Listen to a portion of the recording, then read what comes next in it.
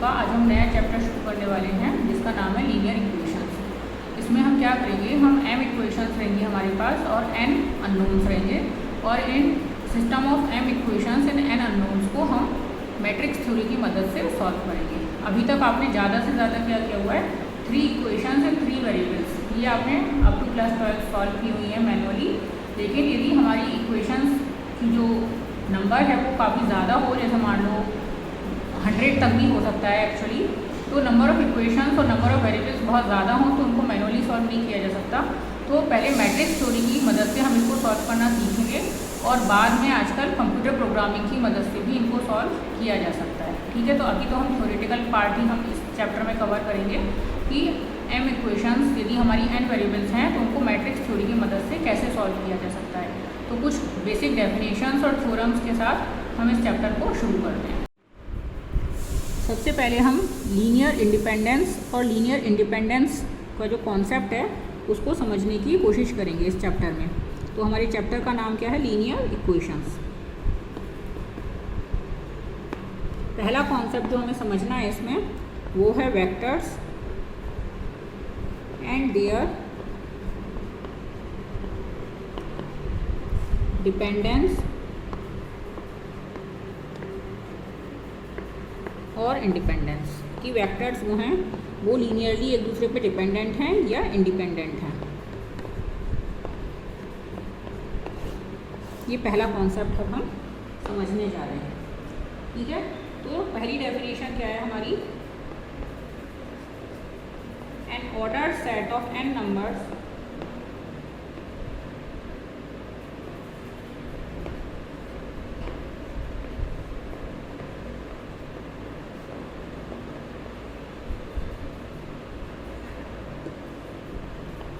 x1, x2, x3 and so on up to xn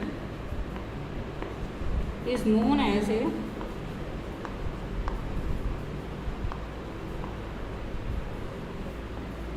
vector of order n।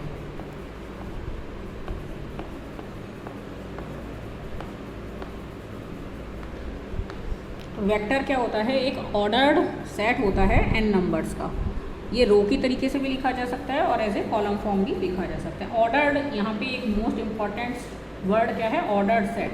मतलब x1, x2, x3, xn इन सब के place जो हैं वो फिक्स्ड हैं। आप ऐसे नहीं कर सकते कि x2 को x1 से एक्सचेंज कर सकें। सेट में क्या होता है कि नंबर ऑफ एलिमेंट्स तो फिक्स रहते हैं कि यदि सेट है n एलिमेंट्स का, लेकिन उसमें जो ऑर्डर ऑफ एलिमेंट्स है वो चेंज किया जा सकता है। तो ये सेट के आगे एक शब्द और लगाए यहाँ, ऑर्डर्ड। तो ऑर्डर्ड सेट का मतलब है कि इसमें जो क्रम है उसे आप बदल नहीं सकते। यदि 2 1 3 लिखा हुआ है, यदि ट्रिपलेट है तो 2 1 3 ही रहेगा, उसे आप 1 2 3 नहीं कर सकते, है ना। कि इसमें जो किसी भी एलिमेंट का जो प्लेस है वो इम्पॉर्टेंट है। ठीक है, अब इसको यदि हमने रो की तरीके से लिखा हुआ है, if x is written as like this x1, x2, xn, then it is called a row vector.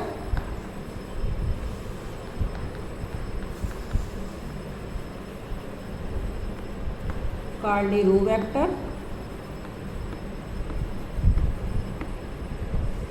और यदि हमने इसको कॉलम की तरीके से लिखा हुआ है तो इसको कॉलम वेक्टर कहते हैं, है ना। ये तो सिंपल है। यदि रो की तरीके से लिखेंगे तो उसका नाम रो वेक्टर हो जाएगा, और यदि कॉलम की तरीके से लिखेंगे तो कॉलम वेक्टर हो जाएगा। और इसकी डायमेंशन कितनी है, n। तो ये क्या है, n dimensional, number of elements जितने होते हैं वो उसकी डायमेंशन हो गई, n डायमेंशनल कॉलम वेक्टर। और पहले वाला क्या था, n dimensional row vector.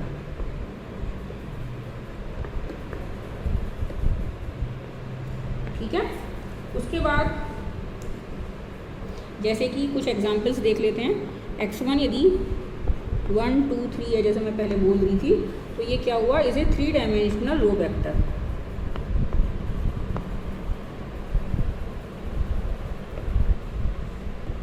Dimensional row vector.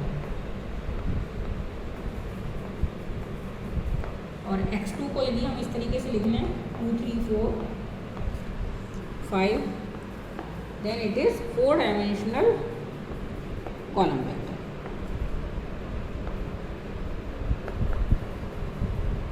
4 dimensional column vector.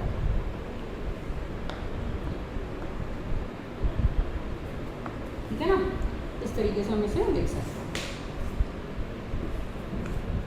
अब कोई भी मैट्रिक्स एक्चुअली रो वेक्टर्स या कॉलम वेक्टर्स के तौर पे लिखी जा सकती है। जैसे कि यदि हमारी कोई मैट्रिक्स है 3/4 ऑर्डर की, मान लेते हैं, रैंडम ही लिखते हैं तो गिनती से ही शुरू कर लेते हैं, 1 2 3 4 5 6 7 8 9 10 11 12। ये 3/4 ऑर्डर की आपकी मैट्रिक्स है। तो इसमें 3 रो वेक्टर्स हैं। पहला रो वेक्टर क्या है, 1 2 3 4। दूसरा रो वेक्टर क्या है, R2 5 6 7 8। और तीसरा रो वेक्टर क्या है, R3 9 10 11 12। तो इसको आप ऐसे भी लिख सकते हो, इस मैट्रिक्स को अब R1 R2 R3, 3 रो वेक्टर्स के कॉम्बिनेशन के तौर पे। डायमेंशन इसकी वही 3/4 रहेगी, क्योंकि 3 रोज हैं और हर रो की जो रो वेक्टर है उसकी डायमेंशन 4 है। R1 की डायमेंशन भी 4 है, R2 की डायमेंशन भी 4 है और R3 की डायमेंशन भी 4 है। तो इन ऑल इस मैट्रिक्स की जो ऑर्डर रहेगा वो 3:4 रहेगा। और इसको आप कॉलम वेक्टर्स के तौर पे भी लिख सकते हो। तो उसको कॉलम वेक्टर्स के तौर पे कैसे लिखेंगे हम, तो उसका पहला कॉलम वेक्टर क्या है, C1, वो है 1 5 9। सेकेंड कॉलम वेक्टर क्या है, C2 2 6 10। थर्ड कॉलम वेक्टर क्या है, C3 3 7 11। और C4 जो फोर्थ कॉलम वेक्टर है वो है 4 8 12। तो इसको आप कैसे लिख सकते हो फिर मैट्रिक्स ए को, आप मैट्रिक्स ए को लिख सकते हो C1 C2 C3 C4।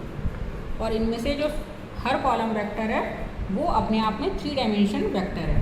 ये कॉलम वेक्टर C1 की डायमेंशन भी 3 है, कॉलम वेक्टर C2 की डायमेंशन भी 3 है, C3 की भी और C4 की भी। तो इस मैट्रिक्स की डायमेंशन क्या रहेगी, 3/4 ही रहेगी, जैसे कि ऑलरेडी थी। तो आप मैट्रिक्स को रो वेक्टर्स या कॉलम वेक्टर्स के तौर पे रिप्रेजेंट कर सकते हो।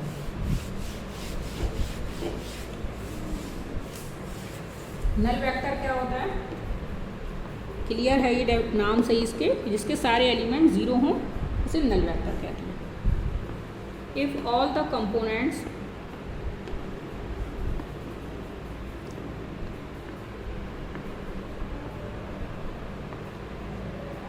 of a vector are 0,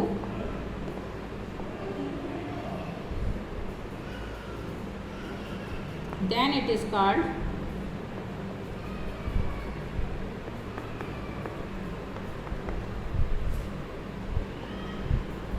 a null vector or a zero vector.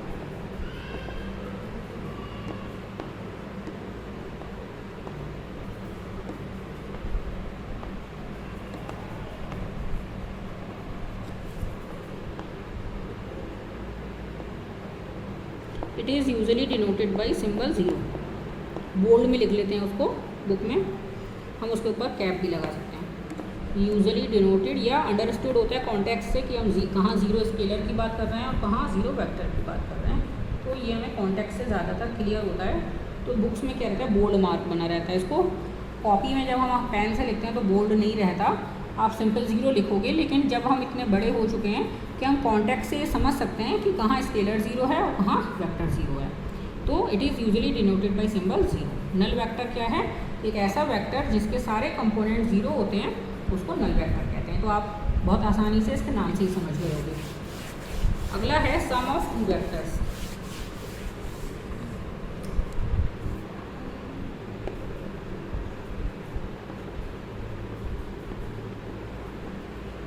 दो वेक्टर्स को जोड़ा या घटाया कब जा सकता है, जब उनकी डायमेंशन सेम हो। क्योंकि यदि डायमेंशन एक की m है और एक की n है तो आप उसमें उन वेक्टर्स को जोड़ नहीं सकते। एडिशन या सब्ट्रैक्शन कैसा होता है, कंपोनेंट वाइज होता है। तो किसी भी सम करें या आप इसको ऑब्लिक करके सब्ट्रैक्शन भी लिख सकते हो। डिफरेंस, सम और डिफरेंस है ना, सम और डिफरेंस ऑफ 2 वेक्टर। इसके लिए क्या होना चाहिए, ऑब्लिक लिखा हुआ है। इसके लिए दोनों वेक्टर्स की जो डायमेंशन है वो सेम होनी चाहिए। Let x is equals to x1 x2 xn and y is equals to y1 y2 yn b2 n dimensional vectors, row vectors हैं चाहे कॉलम वेक्टर्स हैं, लेकिन दोनों की जो डायमेंशन है वो सेम होनी चाहिए, दोनों एक ही तरीके के वेक्टर्स होने चाहिए, या तो दोनों रो वेक्टर्स हों या दोनों कॉलम वेक्टर्स हों। एन डायमेंशनल रो वेक्टर्स, अभी हमने जो लिया हुआ है वो रो वेक्टर्स लिया हुआ है, चाहो तो आप दोनों कॉलम वेक्टर्स भी ले सकते हो, लेकिन दोनों एक से होने चाहिए। देन एक्स प्लस वाई क्या होगा, इनमें कंपोनेंट वाइज एडिशन करना है आपको, फर्स्ट में फर्स्ट, सेकेंड में second and so on. x1 plus y1, x2 plus y2 and so on xn plus yn। तो ये क्या होगा, अगेन एक n डायमेंशनल रो वेक्टर बनेगा। तो sum of two n dimensional vectors is again an n dimensional vector with component wise addition और subtraction. यदि difference निकाल रहे हो तो सब्ट्रैक्शन कर लोगे और सम निकाल रहे हो तो एडिशन कर देंगे। अब है multiplication of A vector by a scalar. Multiplication of A vector by a scalar.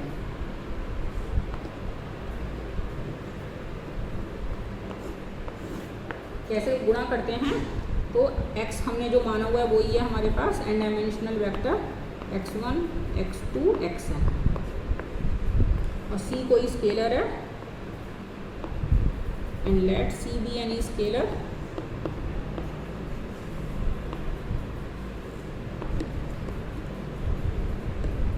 Then cx क्या हो जाएगा, इसके हर एलिमेंट की इस c से गुणा हो जाएगी, हर कंपोनेंट की, cx1 cx2 and so on cxn। तो then again this will be an n dimensional row vector. यदि x आपका n डायमेंशनल रो वेक्टर है तो cx भी एक n डायमेंशनल रो वेक्टर होगी और उसका हर जो कंपोनेंट है वो c से मल्टीप्लाई हो जाएगा। नेक्स्ट डेफिनेशन है अब हमारी लीनियर डिपेंडेंस और लीनियर इंडिपेंडेंस के बारे में। Linear dependence and linear independence of vectors.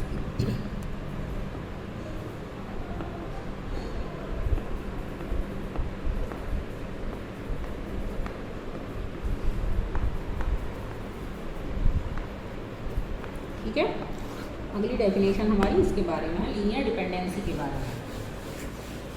तो डेफिनेशन क्या है, late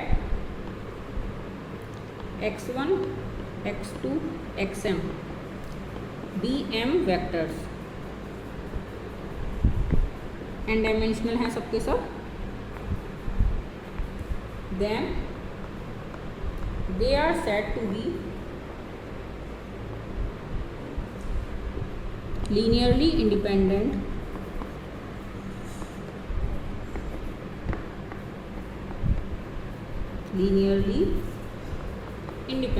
if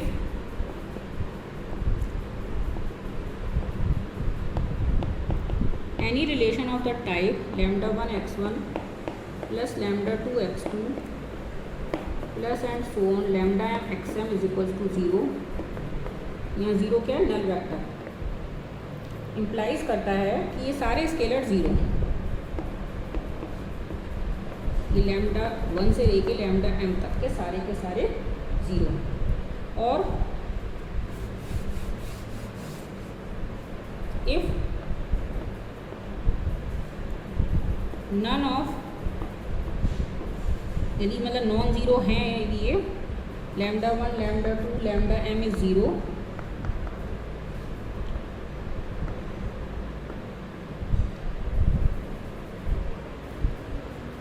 then the vectors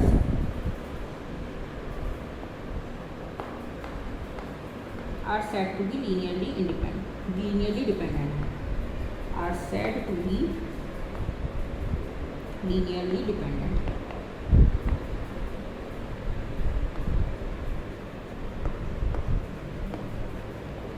ठीक है, एक बार इसको एक्सप्लेन कर लेते हैं। तो क्या है कि x1 x2 xm आपके m वेक्टर्स हैं, हर वेक्टर की अपनी डायमेंशन n है। Then they are said to be linearly independent, तो उनको लीनियरली इंडिपेंडेंट कहा जाएगा। यदि कोई भी रिलेशन यदि इस टाइप का एग्जिस्ट करता है कि उनका स्केलर मल्टीप्लिकेशन, उनका स्केलर कॉम्बिनेशन जीरो वेक्टर आ रहा है, और for scalars for some scalars lambda 1 lambda 2 lambda m, किन्हीं scalars lambda 1 lambda 2 lambda m के लिए उन वेक्टर्स का लीनियर कॉम्बिनेशन यदि जीरो वेक्टर आ रहा है तो उन स्केलर्स को अलग अलग जीरो होना पड़ेगा। यानी कि कोई भी ऐसा लीनियर कॉम्बिनेशन एग्जिस्ट नहीं कर सकता कि उन सबका एडिशन जीरो वेक्टर आ जाए। ऐसा कोई भी लीनियर कॉम्बिनेशन एग्जिस्ट नहीं करेगा यदि वो लीनियरली इंडिपेंडेंट होंगे तो। लेकिन यदि कोई ऐसा लीनियर कॉम्बिनेशन एग्जिस्ट करता है जहाँ ये सारे के सारे जीरो नहीं हैं, तो उसका क्या मतलब हो गया? उसका मतलब हो गया कि ये वेक्टर्स लीनियरली डिपेंडेंट हैं। तो फिर ये लीनियरली इंडिपेंडेंट नहीं है, ये एक दूसरे पे लीनियरली डिपेंडेंट है। लीनियरली डिपेंडेंट होने का क्या मतलब है कि इनके बीच कोई रिलेशन एग्जिस्ट करता है। यदि नॉन जीरो है स्केलर तो आप एक को मान लीजिए लैम्डा 1 और लैम्डा 2 ये नॉन जीरो हैं, तो क्या हो गया? Lambda 1 x1 plus lambda 2 x2 is equals to zero, then x1 is equals to minus lambda 2 upon lambda 1 x2। तो यहाँ लैम्डा 1 का नॉन जीरो होना जरूरी है ना, तो लैम्डा 1 और लैम्डा 2 हमने पहले ही कह दिया जीरो नहीं है। तो x1 और x2 के बीच में एक रिलेशन आ गया आपके पास, x1 और x2 एक दूसरे से रिलेटेड हो गए, तो ये डिपेंडेंसी हो गई। लेकिन यदि ये लैम्डा 1 लैम्डा 2 लैम्डा m सबके सब जीरो आ रहे हैं, तो इसका मतलब है इनके बीच कोई डिपेंडेंसी नहीं है और ये कैसे हैं? लीनियरली इंडिपेंडेंट हैं। और यदि नॉन जीरो मिल गए हैं आपको और एक लीनियर कॉम्बिनेशन आपको जीरो वेक्टर दे रहा है, तो इसका मतलब है कि then these vectors are not linearly independent, they are dependent on each other. ठीक है,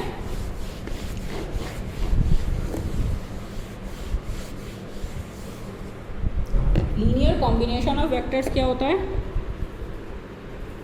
जैसे कि अभी मैंने बताया कि स्केलर से मल्टीप्लाई करके आप ऐड कर दो तो उसको लीनियर कॉम्बिनेशन ऑफ वेक्टर्स कहते हैं। तो इसको एक बार डेफिनेशन के तौर पे अलग से भी लिख लेते हैं, linear combination of vectors.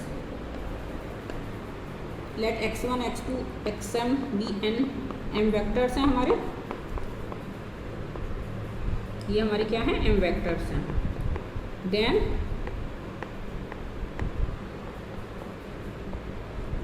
a vector x is said to be a linear combination of above vectors if linear combination of above vectors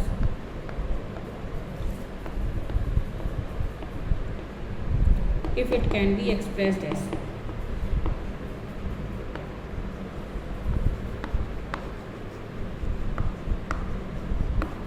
can be expressed. कैसे एक्सप्रेस किया जा सकता है? यदि आप x को कोई भी स्केलर ले सकते हो, लैम्डा 1 c1 कुछ भी, lambda 2 x2 plus and so on lambda m x के तौर पे एक्सप्रेस कर सकते हैं for some scalars lambda 1 lambda 2 lambda m। तो हम क्या कहते हैं कि x जो है वो इन वेक्टर्स का एक लीनियर कॉम्बिनेशन है। ठीक है,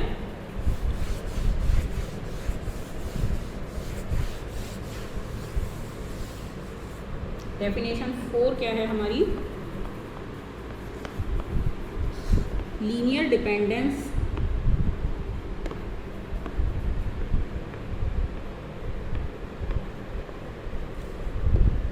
ऑफ रोज एंड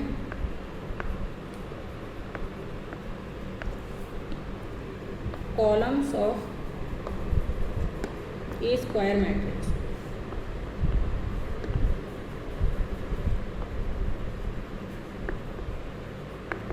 किसी स्क्वायर मैट्रिक्स के रो और कॉलम जो हैं वो लीनियरली डिपेंडेंट हैं या लीनियरली इंडिपेंडेंट हैं, ये हम कैसे फाइंड आउट करते हैं? ठीक है, तो हम एक अभी 3x3 ऑर्डर की एक मैट्रिक्स स्क्वायर मैट्रिक्स ले रहे हैं, a11 a12 a13 a21 a22 a23 a31 a32 a33, ये 3x3 ऑर्डर की अभी मैंने एक स्क्वायर मैट्रिक्स ले लिया। तो इसके कॉलम वेक्टर्स क्या क्या हैं? c1 ये हो जाएगा, c2 ये हो जाएगा और c3 ये हो जाएगा, है ना। तो कॉलम वेक्टर c1 क्या है? a11 a21 a31।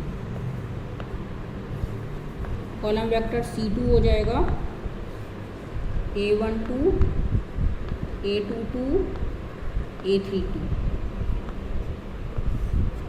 और कॉलम वेक्टर C3 हो जाएगा A13 A23 A33।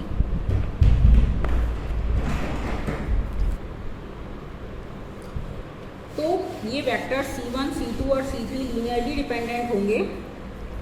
These vectors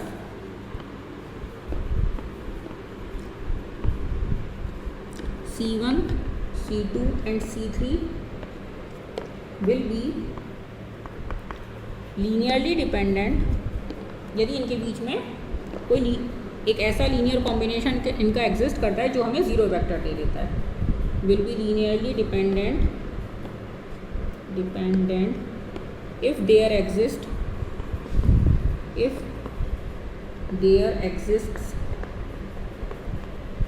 scalars K1 K2 K3 not all zero. इनमें से तीनों के तीनों ज़ीरो नहीं हुए हैं क्योंकि लीनियरली डिपेंडेंट कह रहे हैं ना हम, तो तीनों के तीनों एक साथ ज़ीरो नहीं है। नॉट ऑल ज़ीरो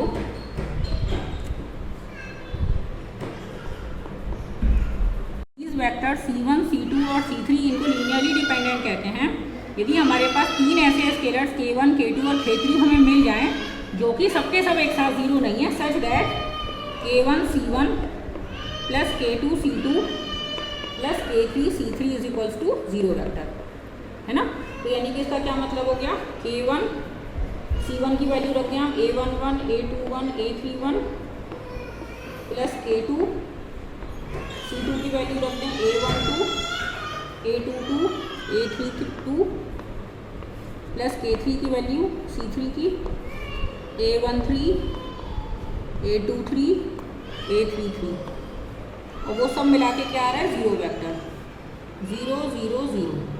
तो क्या हो जाएगा इसका, एक साथ हम इसको लिखेंगे तो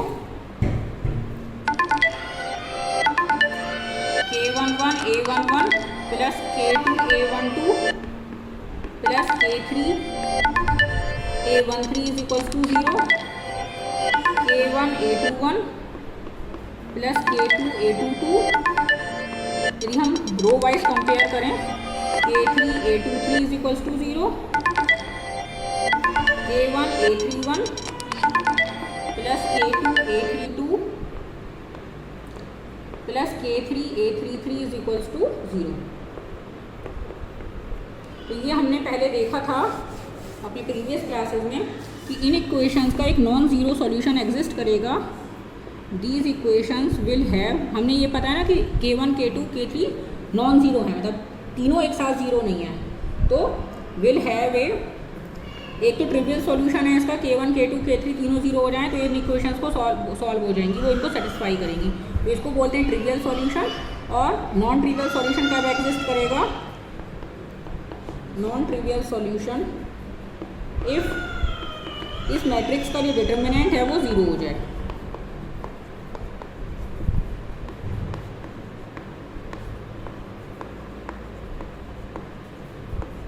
है ना। तो यानी कि आपको क्या पता चला कि यदि कॉलम्स लीनियरली डिपेंडेंट हैं तो उस मैट्रिक्स ए का जो डिटर्मिनेंट है वो ज़ीरो हो जाता है। और इसी तरीके से यदि रोज़ लीनियरली इंडिपेंडेंट हैं तो भी आप ये दिखा सकते हो कि रोज़ के लीनियरली डिपेंडेंट होने के केस में उस मैट्रिक्स का डिटर्मिनेंट ज़ीरो होना चाहिए। ठीक है, तो इस डेफिनेशन के साथ मैं आज का लेक्चर यहाँ पे पॉज कर रही हूँ, स्टॉप कर रही हूँ और नेक्स्ट लेक्चर में मैं इसकी बाकी डेफिनेशंस और थ्योरम्स के साथ आगे प्रोसीड करूँगी। Thank you very much.